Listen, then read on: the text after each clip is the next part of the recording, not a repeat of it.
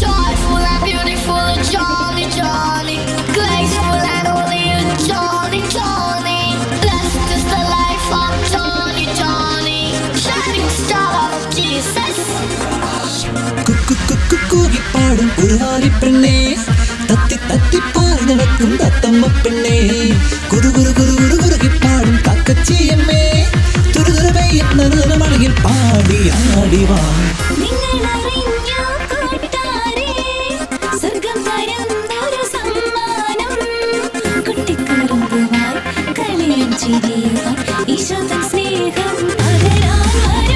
Joyful and beautiful, Johnny, Johnny. Graceful and holy, Johnny, Johnny. Blessed is the life of Johnny, Johnny. The shining star of Jesus. Joyful and beautiful, Johnny, Johnny. Graceful and holy, Johnny, Johnny. Blessed is the life of Johnny, Johnny. Shining star of Jesus. Johnny.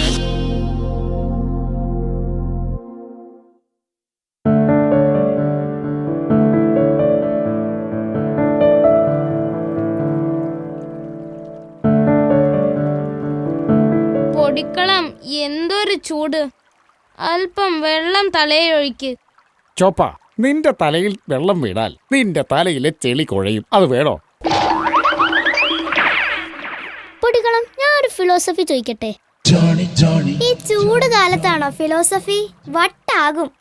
ചോദ്യര് വിവരമുള്ളവരോട് ചോദ്യര്. എന്നാ എന്നോട് ചോദ്യര്.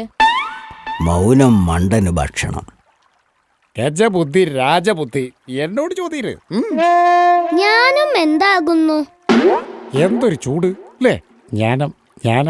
ഞാൻ പറയും. പോരട്ടെ. According to Podikkalam, നീ ആരെന്നറിഞ്ഞ് പെരുമാറുക, അവൻ എന്തെന്നറിഞ്ഞ് പെരുമാറുക, അതെന്താണെന്നറിഞ്ഞ് പെരുമാറുക, അവൻ ദൈവമാണെന്നറിഞ്ഞ് പെരുമാറുക. എന്റെ അമ്മേ, എന്തൊരു ബുദ്ധി! അതായത് വിവേകം. ഉറുമ്പ്, തേനീച്ച ഇവയെ കണ്ടാൽ തടിയെടുക്കും. തേനീച്ച കണ്ടാ ഞാൻ തടിയെടുക്കും. ഇല്ലേൽ നിന്റെ തടി അവരെടുക്കും. ആളറിഞ്ഞ് പെരുമാറില്ലെങ്കിൽ തടി വടക്കാകും. അത് ജ്ഞാനം. ഇതാണ് നമ്മുടെ ജീവിതത്തിൽ ഏറ്റവും വേണ്ടത്, ജ്ഞാനം. എന്തൊരു ചൂട്! പറക്കാൻ പാടാ. എന്നാ പാടാ? പോട ചെറുക്ക, കാട്ടിൽ പുതിയ ടീം എത്തിയിട്ടുണ്ടല്ലോ. അതാരാടേ? പുതിയ ആനക്കുട്ടമാണോ? എല്ലായിടത്തും ചൂടാ. അല്ല, കമാൻഡോ വേഷത്തിൽ കുറേ പൂച്ചകൾ. എന്നിട്ടോ?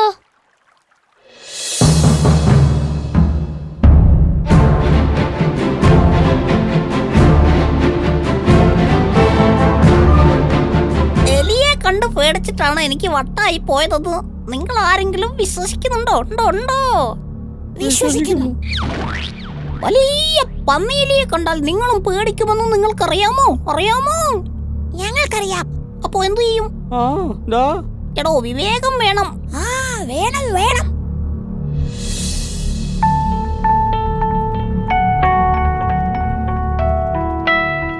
ഇതാണ് സംഭവിക്കുന്നത്.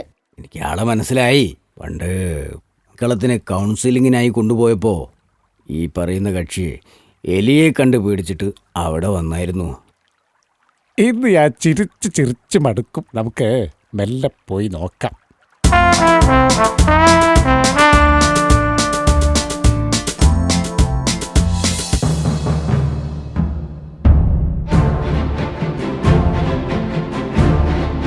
അതെ, പൂച്ച പേടിച്ചാൽ ആകെ ചളമാകും. ശ്രദ്ധ ഉത്തമം. ശ്രദ്ധ കാണിച്ചാലേ ഞാൻ ചവിട്ടിക്കൂട്ടും. കൂട്ടണം. എലികളെ ഭയങ്കര ബുദ്ധിശാലികളാ. പൂച്ചകളെ അതിബുദ്ധിശാലികളാ. ആണല്ലോ, പക്ഷെ ആയില്ലെങ്കിൽ പേടിക്കണം. എങ്ങനെ എലിയെ അറ്റാക്ക് ചെയ്യാം?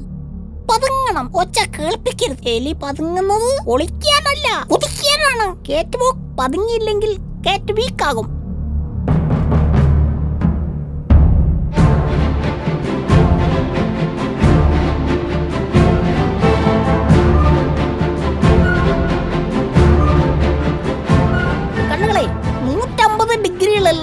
എല്ലാം കാണണം, ചെറിയ അനക്കം പോലും. അതേസമയം നമ്മുടെ സ്വന്തം തടി നോക്കുകയും വേണം. ഒറ്റ ഡിഗ്രി പോലും ഇല്ല, പിന്നെ അല്ലേ 150. എലി ചീറ്റിയാൽ കണ്ട വഴി ഓടിക്കൊള്ളണം. കണ്ടു പേടിച്ചാലേ വട്ടാകും. ക്യാപ്റ്റനെ പോലെ. Shut up, follow me.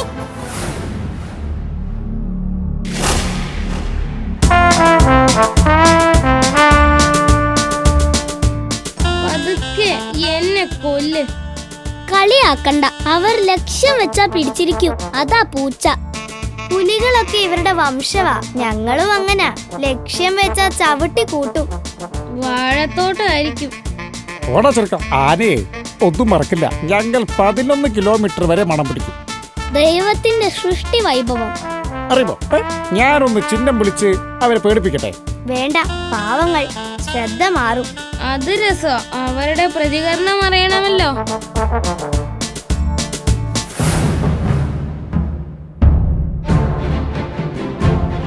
ദൈവം പൂച്ചകളെ സൃഷ്ടിച്ചിരിക്കുന്നതേ പ്രകൃതിയുടെ ചെറിയ സ്പന്ദനം പോലും അറിയാവുന്ന വിധത്തിലാണ്. പ്രകൃതിയുടെ സ്പന്ദനം തന്നെ പൂച്ചകളിലാണ്. ഓക്കേ, ഇത് എലികൾ പുറത്തിറങ്ങുന്ന കാലമാണ്. വെള്ളം കുടിക്കാൻ വേണ്ടി എലി വിമുക്തമായൊരു നാട്. അതാണ് നമ്മുടെ സ്വപ്നം. അതാണ് നമ്മുടെ പ്രഖ്യാപനം. റെഡി? ജാഗ്രത. നിൽക്ക് നിൽക്ക്. ആനയുടെ ചിഹ്നം വിളി.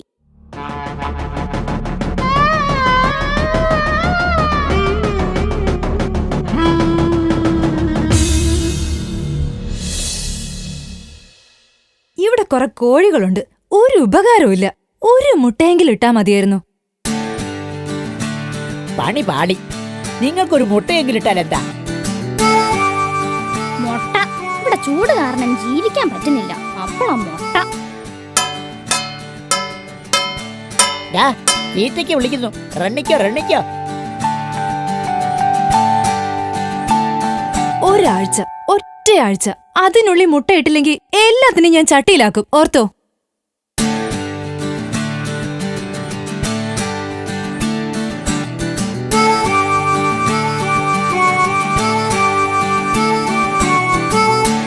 മുട്ടയിട്ടില്ലെങ്കിൽ കാറ്റ് പോകും. ഈ കാര്യത്തിൽ എനിക്കൊന്നും ചെയ്യാനൊക്കൂല.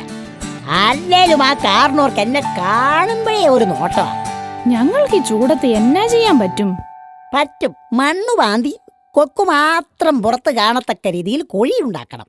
എന്നിട്ട് പതുങ്ങിക്കിടന്ന് ശരീരം തണുപ്പിക്കണം. അപ്പോ എല്ലാം ശരിയാകും. ഐഡിയ, അത് നടത്താം. അല്ലെങ്കിൽ പൊന്നുമക്കളെ ലൈഫ് കുത്തുവാളെ എടുക്കും.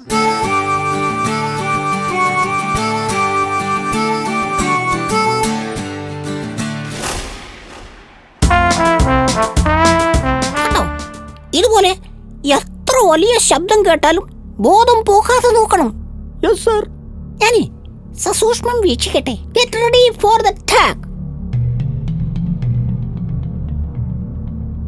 ഓ, ഗെറ്റ് റെഡി. ഞാൻ കാണുന്നു. മൈ ഗോഡ്, ചുണ്ടലികൾ കുറെ എണ്ണമുണ്ട്. Commando, operation start. Be careful.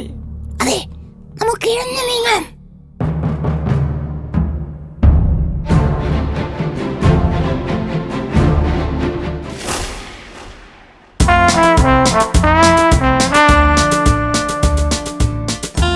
എന്റെ ദൈവമേ, കോഴിയുണ്ടെങ്കിൽ ഇവരെ ചപ്രം ചിത്രം പഞ്ചറാക്കും.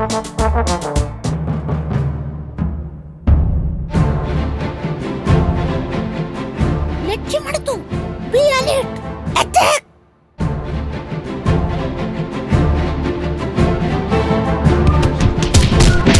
ആലവലാദികൾ കോട്ടയെ പറ്റി ചിന്തിക്കാൻ പോലും നമ്മൾ.